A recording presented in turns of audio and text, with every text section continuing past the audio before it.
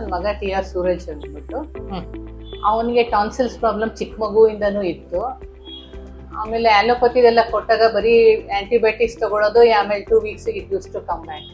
ಆಮೇಲೆ ಆಲೋಪತಿನವ್ರು ಹೇಳಿದ್ರು ತೆಗೆಸ್ಬಿಡಿ ಇದನ್ನ ಟಾನ್ಸಿಲ್ಸ್ ಅಂತ.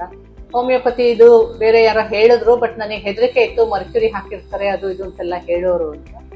ದೆನ್ ಆಮೇಲೆ ಒಂದ್ಸತಿ ಟ್ರೈ ಮಾಡೋಣ ಅಂತ ಇಲ್ಲಿ ಕ್ಲಿನಿಕ್ ಬಂದೆ.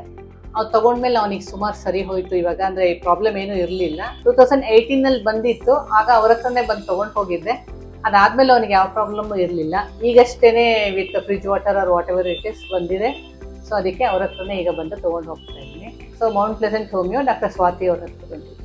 ಟಾನ್ಸಿಲ್ಸ್ ತೆಗಿಬೇಕು ಅಂತ ಹೇಳಿದ್ರು, ಫಸ್ಟ್ ಲೈನ್ ಆಫ್ ಡಿಫೆನ್ಸ್ ಅದು ಅಂತ ಬೇಡ ಅಂತ ಅನ್ಕೊಂಡು ಇದುವರೆಗೂ ತೆಗೆದಿಲ್ಲ. ಹೋಮಿಯೋಪತಿಯಿಂದ ಹಿ ಇಸ್ ಗೆಟಿಂಗ್ ರಿಲೀಫ್. ನೀವ್ ಹೇಳಿದ್ರಿ ಮರ್ಕ್ಯುರಿ ಯೂಸ್ ಮಾಡಿರ್ತಾರೆ, ಅದಕ್ಕೆ ಭಯ ಆಗತ್ತೆ ಎಷ್ಟಿರುತ್ತೋ ಅಂತ.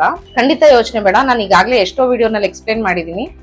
ಮರ್ಕ್ಯುರಿ ನಾವು ಏನ್ ಯೂಸ್ ಮಾಡ್ತೀವಿ ಅಥವಾ ಯಾವುದೇ ಮೆಟಲ್ಸ್ ಆಗ್ಲಿ, ಅದನ್ನ ನಾವು ಸಿಕ್ಕಾಪಟ್ಟೆ ಸರ್ತಿ ಡೈಲ್ಯೂಟ್ ಮಾಡಿರ್ತೀವಿ. 1x ಪೊಟೆನ್ಸಿನಲ್ಲೇ 9 ಸರ್ತಿ ಅದು ಡೈಲ್ಯೂಟ್ ಆಗಿರುತ್ತೆ. 200 ಪೊಟೆನ್ಸಿ ಕೊಡ್ತೀವಿ ಅಂತ ಹೇಳಿದ್ರೆ 99 ಟೈಮ್ಸ್ ಡೈಲ್ಯೂಟ್ ಆಗಿರುತ್ತೆ.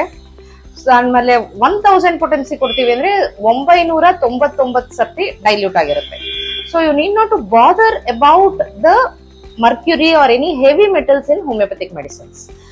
Why? Because the preparation itself is like that, and what we treat through our mercury medicine is, ಅಂದ್ರೆ ಮೆಡಿಸಿನ್ ನ ಮರ್ಕ್ಯುರಿ ಅಂತ ಯೂಸ್ ಮಾಡ್ತಾ ಇದೀವಲ್ಲ, ಅದರಲ್ಲಿ ಇನ್ನೇಟ್ ಎನರ್ಜಿ ಏನಿದೆ ಅದು ಹೊರಗೆ ತಂದು, that is why homeopathic medicines are all sweet and white in globules. No, ಏನಕ್ಕೆ ಅಂತ ಹೇಳಿದ್ರೆ the alcohol will use and its innate energy is brought to the surface and we treat in the form of energy, not as a direct metal or a element.